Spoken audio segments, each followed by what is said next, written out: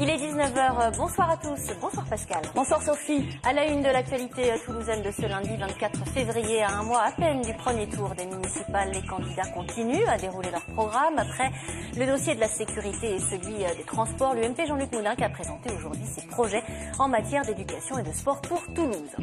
Alors que le taux de chômage chez les jeunes est en baisse en Midi-Pyrénées, les difficultés demeurent en matière de recherche d'emploi. Certains, pour autant, ne sont pas en reste lorsqu'il s'agit de faire preuve d'originalité. Vous le verrez dans cette édition. Enfin, il est de retour dans la ville rose pour le plus grand bonheur des enfants et de leurs parents. Le cirque Pinder prend ses quartiers sur le parking du Zénith jusqu'au dimanche 2 mars. Rencontre ce soir avec les Tigres Blancs et leur célèbre dompteur Frédéric Edelstein.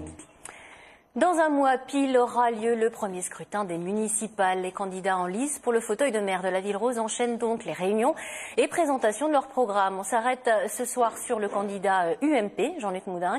Après la sécurité et les transports, l'ancien maire de Toulouse a dévoilé ses priorités sur l'éducation et le sport. Et en termes d'aménagement sportif, Jean-Luc Moudenc n'a pas froid aux yeux. C'est ce que nous expliquent tout de suite Marie Larpan et Alain Sorat. Pour Jean-Luc Moudenc, Toulouse manque d'un certain nombre d'équipements sportifs. Et parmi les priorités du candidat, il faudrait équiper la ville d'un nouveau bassin olympique de 50 mètres. Je crois que le site naturel, c'est la piscine Nakache. C'est déjà un bel équipement. Il faut sans doute le rénover, il faut sans doute le mettre au goût du jour. Moi, j'y verrais bien une piscine ludique également, dans le cadre de l'aménagement de l'île du Ramier. Toujours sur l'île du Ramier, Jean-Luc Moudenc voudrait profiter du déménagement du parc des expositions pour valoriser cet espace. Je propose de mettre en place une sorte de cité de l'extrême, c'est-à-dire des sports extrêmes, des sports de glisse, une reproduction également des Pyrénées, des sensations que l'on peut éprouver dans les Pyrénées, de la neige artificielle. Je crois que c'est quelque chose qui peut être très ludique et très attractif. Impossible de parler de sport à Toulouse sans parler de rugby. Jean-Luc Moudenc entend bien prendre soin de l'esprit rouge et noir. Il y a un projet intéressant, c'est celui porté par la Fédération française de rugby. Elle veut construire un grand stade. Elle le positionne aujourd'hui dans la région parisienne, mais en réalité la décision n'est pas définitive. Elle ne fait pas l'unanimité dans le rugby français. Et la question se pose donc de savoir s'il pourrait y avoir une implantation en province. Je crois que Toulouse, parce que Toulouse est reconnue de manière incontestable comme la capitale du rugby, pourrait accueillir ce stade. En tout cas, je crois que le rôle d'une mairie ou d'une communauté urbaine, ça serait de favoriser un tel accueil, en sachant que c'est un projet formidable parce que d'abord il est très dimensionné, on est sur une épure de 60 000 voire 80 000 places, mais en même temps il est totalement pris en charge financièrement par la Fédération française de rugby. C'est que ça ne coûterait rien donc au contribuable local, donc c'est une occasion qu'on ne doit pas louper et je crois que la ville doit se porter candidate. Il restera à maintenir l'équilibre entre le sport amateur et le sport professionnel dans ce projet sportif.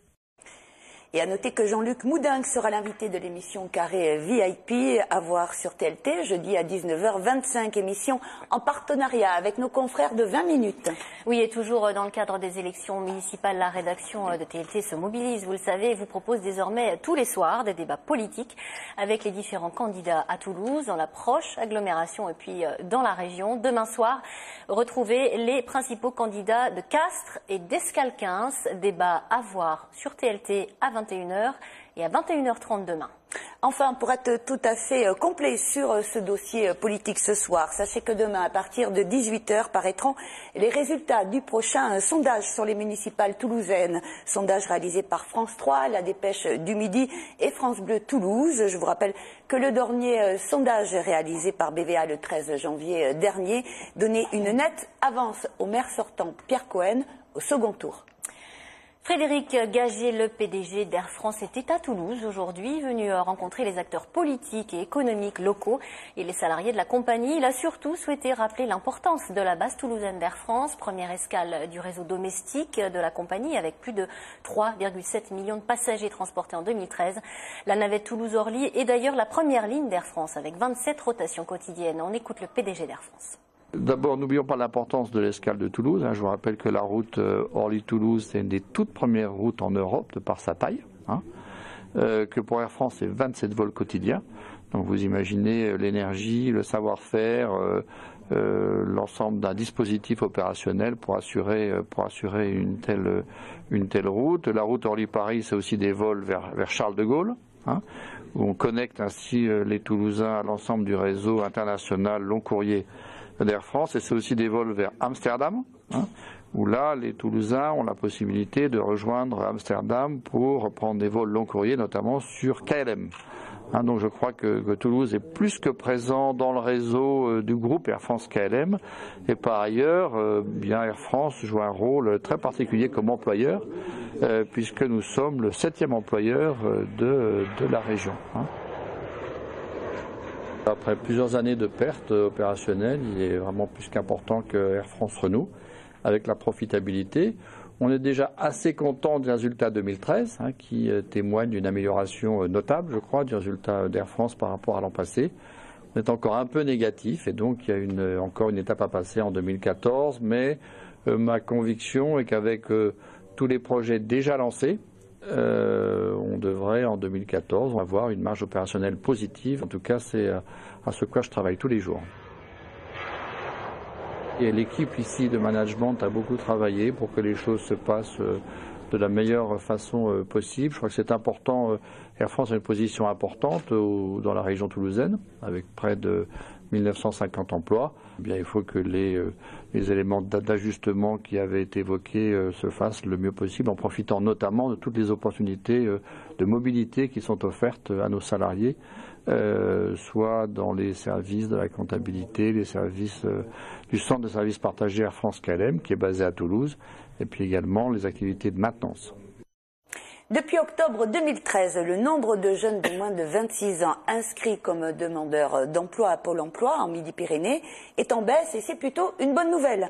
Aujourd'hui, il représente 19% des demandeurs d'emploi inscrits en Midi-Pyrénées, Sophie. Oui, et pour autant, la durée de recherche d'emploi ne cesse de s'allonger, et surtout, les jeunes ont de plus en plus de mal à obtenir des réponses de la part des recruteurs. Coup de projecteur ce soir sur un jeune diplômé de 26 ans qui ne manque pas de créativité et dont la candidature a fait le buzz sur les réseaux sociaux. On regarde.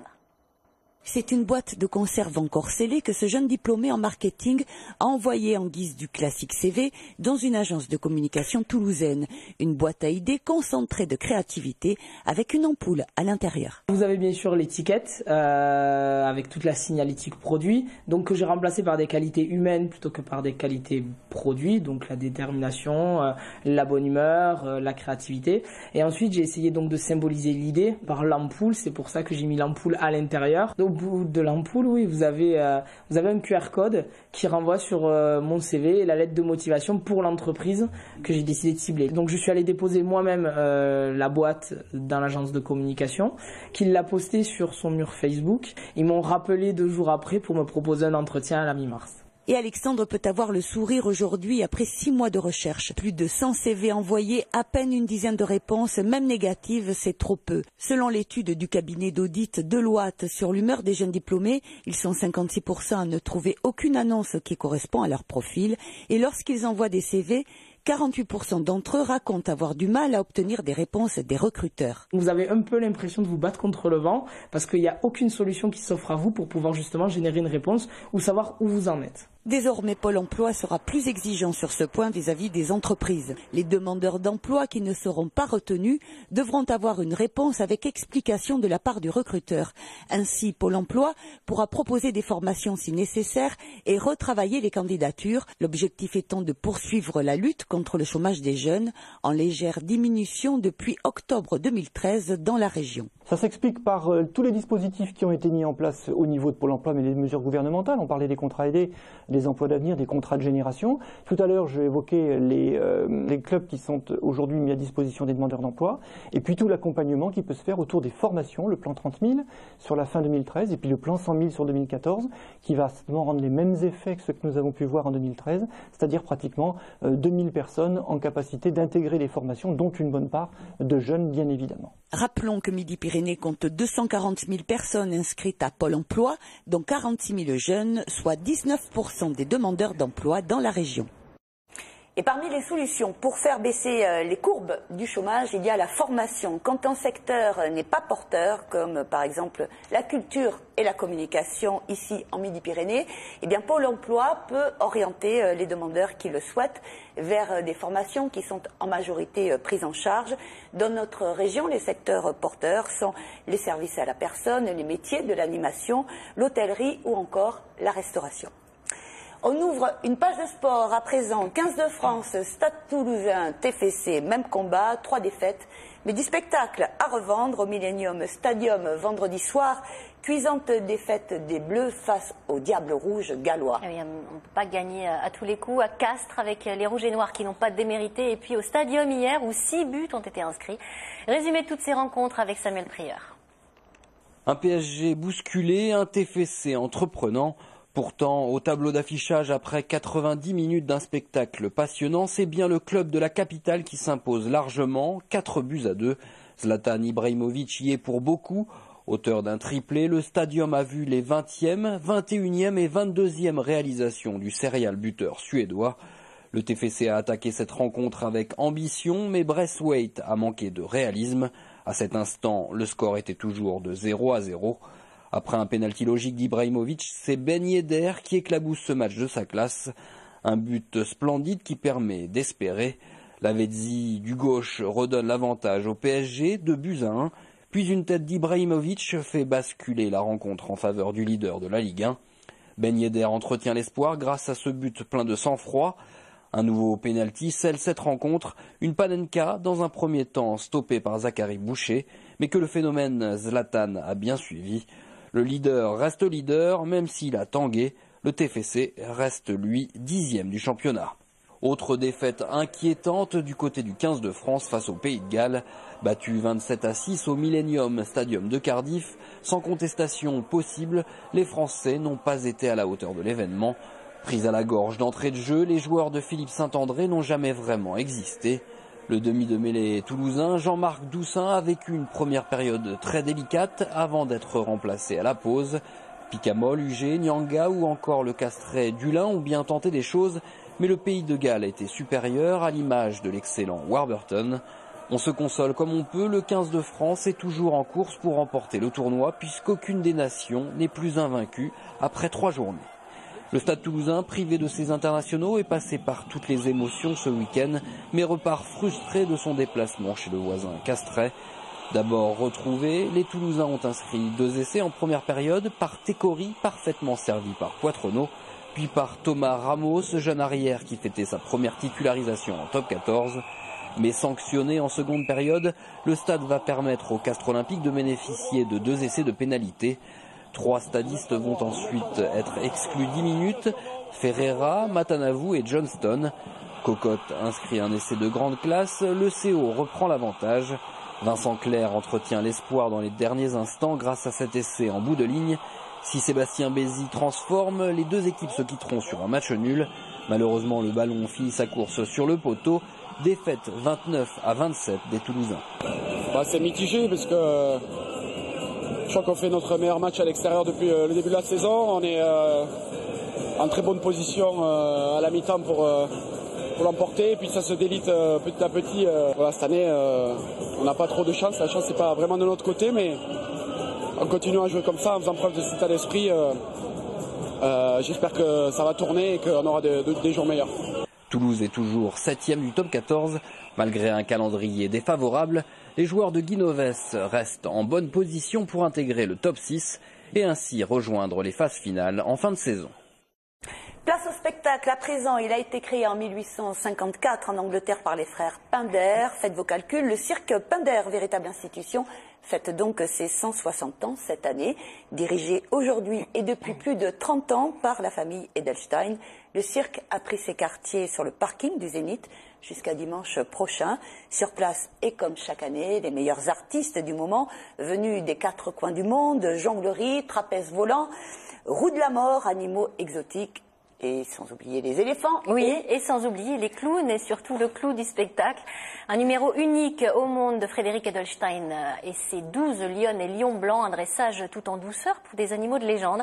Comme a pu le constater Greg Lamazère qui ne s'est pas introduit dans la cage aux fauves. Voilà sa maman rassurée.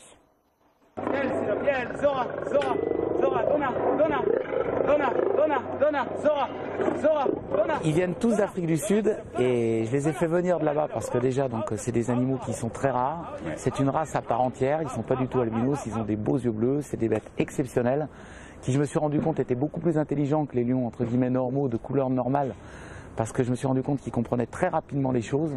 Alors qui dit plus intelligent dit aussi plus dangereux. Alors quand ils viennent se coucher sur moi, je vous dis pas que le risque est disproportionné.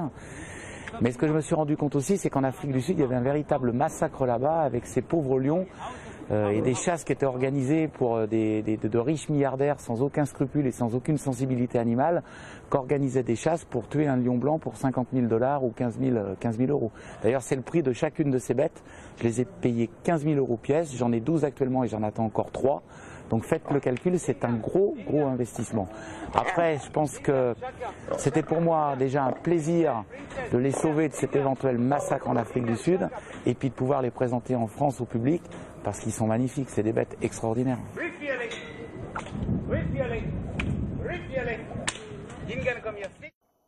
De belles bêtes, hein, mais je crois que vous avez une mauvaise expérience avec ces tigres blancs, ces lions blancs, Pascal. Pascal. Qu'un conseil à donner, quand on va au cirque et qu'il y a des fauves, il ne faut pas être au premier rang. Voilà, les gens comme dans tout comprendront. spectacle d'ailleurs. Allez, moins impressionnant, mais tout autant d'adrénaline à voir ce soir aux Connexions rue Gabriel Péry. Le groupe Au revoir Simone, Erika Forster, Annie Hart et Heather D'Angelo sont les Au revoir Simone. Oui, c'est à Brooklyn, leur première scène, qu'elles démontrent que leur voix se marie à la perfection et avec 3 claviers, eh bien, on peut s'envoler et pourquoi pas tutoyer Billie Holiday ou Björk. Les 3 musiciennes sont d'une sensibilité rare. Alors voilà, si vous avez besoin de douceur rythmée, je crois que c'est votre cas, Pascal, ou de sonorité organique. De beaucoup, je pense. Foncez donc aux Connexions ce soir, voir les Au revoir Simone. On les écoute quelques instants.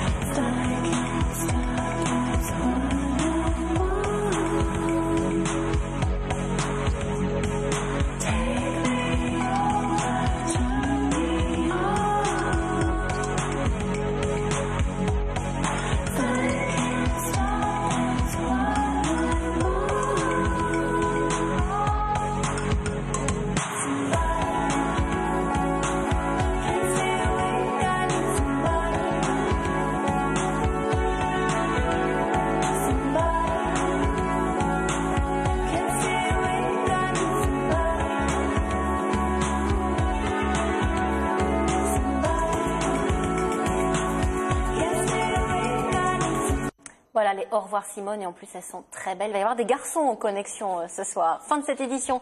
Merci de votre fidélité, merci Pascal de m'avoir accompagné. Au revoir Sophie. Au revoir, excellente soirée sur TLT. Au revoir Sylvie.